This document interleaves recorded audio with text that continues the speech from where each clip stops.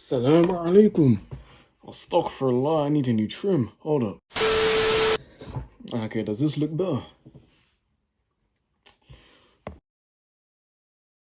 Yeah, it looks better. So, long time no speak. My bad. I know I said I'd be consistent. I'm looking at you, Dave. But yeah, okay, I'm back.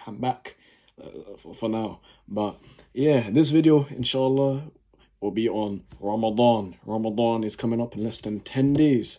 So me, as a year 13 student doing A-levels, I need to be prepared. Of course, I need to be hydrated, have my food, stay on deen, balance the dunya. It's going to be a lot. But in this video today, I'm going to tell you more about how you can better yourself as a student, not only as a A-level student, a GCSE student, maybe even uni, or maybe you're taking your driver's test, I don't know. But I'm going to tell you how to prepare yourself, or best prepare yourself for this upcoming Ramadan, and make sure that you make the most out of it, inshallah. Because you never know when we'll have our next one. But bidnillah, that time will come. Now, before I start the video, inshallah, I've set up an online fundraiser for Gaza as a part of human aid. Feel free to donate any amount, no matter how big or small. It still has the potential to change one child's life in Gaza. Human aid will be delivering hot meals, food and water to the people of Gaza. So click the link in the description for the fundraiser and share with family and friends, inshallah. Now, the first step in preparing for this Ramadan is number one, renewing your intention. If you come into this Ramadan thinking, you know, yeah, I'm just not going to be drinking water, I'm not going to be eating, then you've missed the whole point. This Ramadan is a month of forgiveness. Brother, sister, listen up. This Ramadan is a month of forgiveness. You have the opportunity for Allah to forgive you for all of your sins. Think about it. You may not have the best akhlaq or the character, or you may constantly fall into sin and sin again. Now's the opportunity to turn back to Allah and forgive yourself for those sins by changing. You should have the attention of what? I should be doing this for the sake of Allah. That is the highest form of intention you can ever have, and you can gain the most reward and barakah from that. Come into this Ramadan thinking, yes, I want to do this for the sake of Allah, for the pleasure of Allah, for the forgiveness of Allah. Make your whole intention for Allah, and that way you'll be able to best prioritize the way you're going to be acting this month of Ramadan, because as the Prophet Muhammad ﷺ said, every action is based on this intention. And if you come into Ramadan with this intention, then your whole entire actions should be, bi'ithnillah, going to be more appealing to Allah. Now, the second step in preparing for this Ramadan is what? Learning more Quran. I know you've been slacking, brother, sister, whoever's watching, even if you're non-Muslim. I know you've been slacking. Where is your recitations, Where is that Quran playlist on your Spotify, on your SoundCloud, wherever you use, even Apple, whatever, Apple Music, yeah, a'udhu billah. Where is your Quran playlist? Where is your Musaf? Literally, it's collecting dust in that closet. I already know it's there. But to be all serious now, you need to also be able to practice and prepare by actually getting in tune with the Quran, starting from now. And now I'm not talking about, oh yeah, Ramadan comes, I'm going to immediately get 100% into it. I'm going to start my hifz journey, finish it in Ramadan. No, that's not how this works. Learning the Quran and being able to, number one, memorize the verses, being able to recite them and being able to derive meaning for them. That is not something you can do in a short amount of time. Or you may have the best of intentions, but you may not be able to gain the whole reward from it because you're not actually taking the time to understand the meanings and lessons you can derive from the Quran, and you're not building that connection that you need. And that's the main way you can collect more with your religion, with Islam, by number one, deepening that connection of Allah, and that is through the Quran. Now with that, you can download an app, for example. You download the Quran app if you don't have a Quran at your home, or you can ask your, Auntie G, whoever's at home, they must have a Quran there, and you can start reciting Quran and actually maybe doing research. There's a whole entire unit called tafsir, which is studying the explanations of the Quran, the different meanings and lessons you can derive from it. That way, you'll be able to delve deeper into the actual book that we're following and actually learn more. You can also look at the life of the Prophet ﷺ, which is called the Seerah. You can watch many different videos on YouTube, or you can enroll into a course where you can learn more about how our Prophet and our beloved Prophet Muhammad ﷺ lived his life. And that is all free. I'll have a link below to a playlist that I'm going to listen to this Ramadan about the Seerah, and you can follow along with me each day, inshallah. Now, the best way to prepare yourself to get in touch with the Quran again is by building small habits that can maybe be reading 5 verses a day, maybe 10, maybe 15, 20, I don't know, it's up to you, boss man. But taking small steps in being able to build a habit, that way you'll be able to come into Ramadan and maybe even out of Ramadan with a habit where you're constantly reading Quran, you're gaining that barakah each verse you read. And now you can build that small habit that you can take into Ramadan and hopefully, inshallah, out of Ramadan as well. As the main point of this Ramadan is not only to build habits, but to also change and carry on those habits outside of Ramadan and for the future, inshallah. But to summarize, the main point with Quran is number one, get more in touch. That can be with 5 ayah a day, 10 ayah a day, whatever. And being able to learn more about the religion you follow, the Islam, the Seerah, the Tafsir, anything. Do more to actually get more in touch with religion. And that way you'll be able to build a deeper connection with Allah this Ramadan, inshallah. Now the third step this Ramadan is fixing your sleep schedule. I know whoever it is that's watching this video, me included, you need to fix your sleep schedule. If you're going to sleep at 12 a.m., 1 a.m., 2 a.m., brother, sister, fix up your life. Come on. I'm in A-levels. You're in school. You may be in uni. Maybe you're a grown adult. Fix up your sleep schedule. You can't be going to sleep at this time and waking up at 2 p.m., and then saying you're having breakfast. That's what I do, by the way. Don't follow my example. But you shouldn't be staying up so late. That is why from now on and all the way to Ramadan, you need to be able to fix your sleep schedule. That can be through prioritizing or setting a reminder saying, okay, I need to sleep at X time and actually following through with that.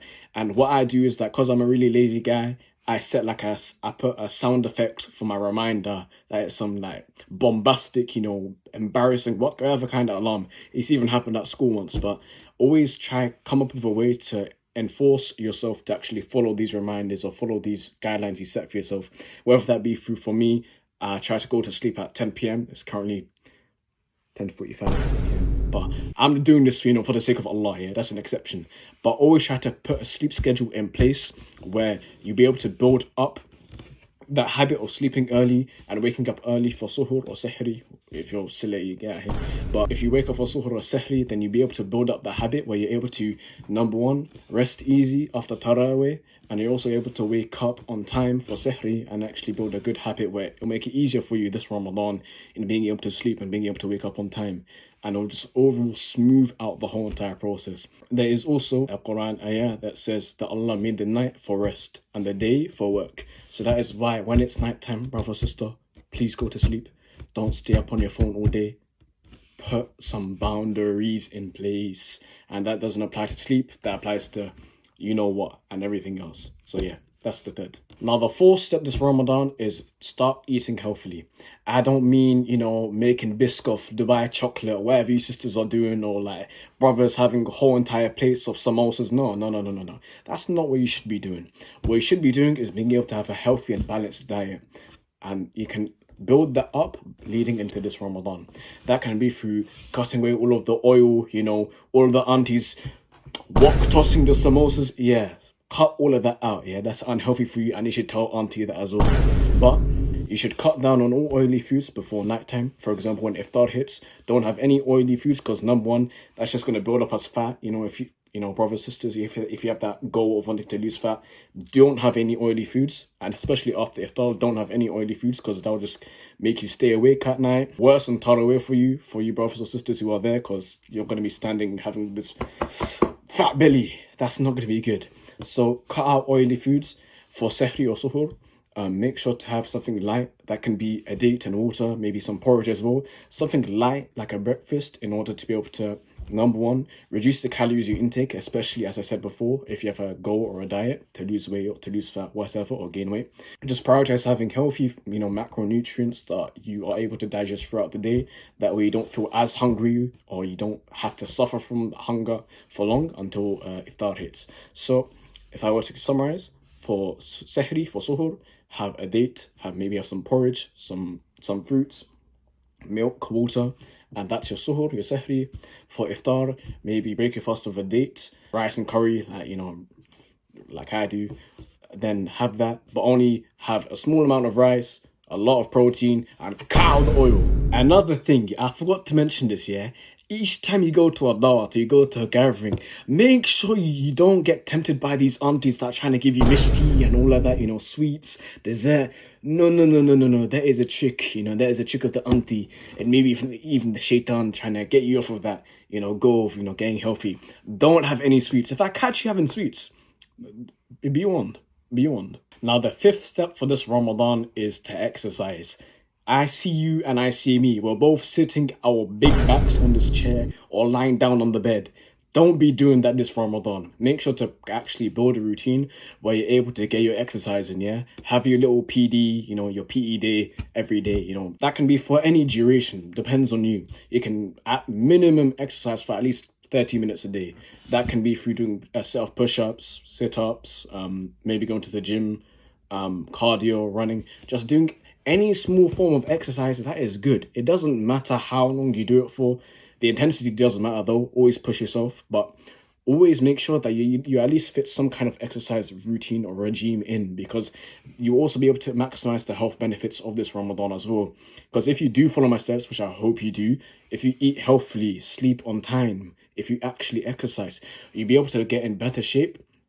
And for me as a student, if I need to get in better shape, for those long 2-hour tarawih, those exams, those 2-hour mock exams, I need to be able to get myself in a position where I'm able to sustain myself and endure the grueling tests of, Taylor series. I don't do further maths, but Taylor series and all of that, yeah.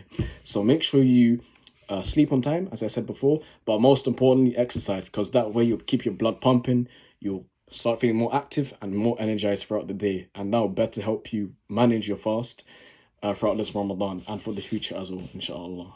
I just realized my camera keeps changing position each time I clip, but this is the setup we're on. Yeah, we have our mirror just to make sure that I'm looking good and all that, and then this is my stand. There's some old watch this is what we're working with, yeah. So apologies if it's looking a bit, yeah. Now the sixth step. Okay, now the sixth step. Okay, now the sixth step for this Ramadan is what? Revising. I know you're procrastinating. I'm pointing at me, also at you, but I'm pointing at me as well, procrastinating. Okay, you have your obligations to fulfill, whether that be you working as a grown woman or a grown man, or you having to study for your exams as a not so grown woman and a not so grown man. You have obligations to fulfill, so that's a reason why you shouldn't be slacking this Ramadan. You can't be giving yourself the excuse of I'm too weak, I'm fasting, I can't actually put in the effort. No, you can put in the effort, you're just not trying to. This Ramadan, you need to also be able to prioritize these upcoming obligations you have, whether that be through exams, A-levels, GCSEs, uni tests, I don't even know, but these obligations you have, these assignments you have, you need to be able to put your all in, because you don't want to go further down in the line in the future after your exams thinking, I didn't put the effort in, I could have done better. That's the one thing you don't want, and especially for Ramadan, I could have done better. You don't want to be feeling that after Ramadan. You need to be thinking, yeah, I put my all in it, and I'm happy, alhamdulillah. That's the mindset you should be at after this Ramadan. So that's why you need to make sure that you build a routine, and that should be forcing yourself to revise, to study, to work, doing all of these obligations and fulfilling them. That way you'll be able to ensure not only your deen but your dunya as well, because you're actually keeping up with your tasks. So that's why force yourself to study, whether that be through clearing your whole desk or I don't know, deleting apps, whatever you do. Make sure to study, revise. For me, I have A-levels in less than 3 months. If you're doing A-levels, you have A-levels in less than 3 months. What are you doing? Start revising, start working, and start prioritizing the things you need to do.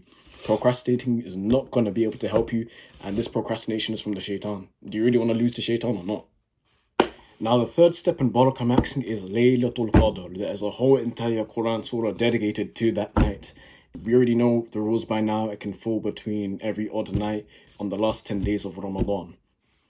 We already know that by now, but that does not mean that you should be slacking every even day or every odd day thinking, yeah, I see that sunset, that looks like late. No, you should not be doing that. What you should be doing is putting your all during those last 10 nights.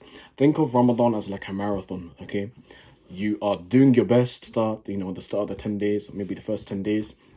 Slowly you're actually being consistent, you're preserving yourself for those last 10 days, which are key, because Laylatul-Qadr can fall on any of those last 10 days, and especially the odd days, but you still shouldn't count the last 10 days out. Being able to prioritize yourself and actually putting your all 110% during those last 10 days will better your chances of falling on to Laylatul Qadr in the right and correct way. And in that way, you would have done your best to fulfill the requirements for Barakah maxing, and you would have truly Barakah maxed on that day. Bi'idhnillah. Okay, now my final point for this video, and this is a serious point, is to actually change. Now, what do I mean by change? I mean that you shouldn't just be thinking, yeah, I'm just going to change during this Ramadan, and then I'm going to go back to my old ways after Ramadan. No. This Ramadan, you should be changing, and changing for good. And that can be through changing by getting closer to Islam, learning more about religion, correcting your character, learning more Quran, changing for the better, and implementing these habits you built up during Ramadan and after Ramadan. That is the key thing. In fact, if you feel like this, then you feel that everything. You feel that being able to change yourself and carrying on that change for the future and bettering yourself for the sake of Allah. If you don't carry on these good habits you built up of sleeping on time, eating healthily, correcting the way you act, developing a routine that will better yourself for your deen and for your dunya, then you've lost it all. You've gone back to your old self again, and you haven't actually improved. You haven't changed yourself for the better. You haven't actually gone to a further height than you could have been. That is why, my brother, my sister, and for myself as well, make sure you change this Ramadan. Make sure you fulfill all your Barakah maxing criteria, and that you actually carry on that change for the future. Bi'idhnillah. But as that is the last point, I've done explaining all of the ways to prepare for this Ramadan. And bi'idhnillah, by the time I see you, maybe I'll upload a video during this Ramadan. Hopefully you and I can go on this journey of improving ourselves and getting closer to Allah. So, without further ado, I'll see you next time I upload, inshallah. So, Assalamualaikum, Warahmatullahi, Wabaraktuh. I need to get a new trim, man.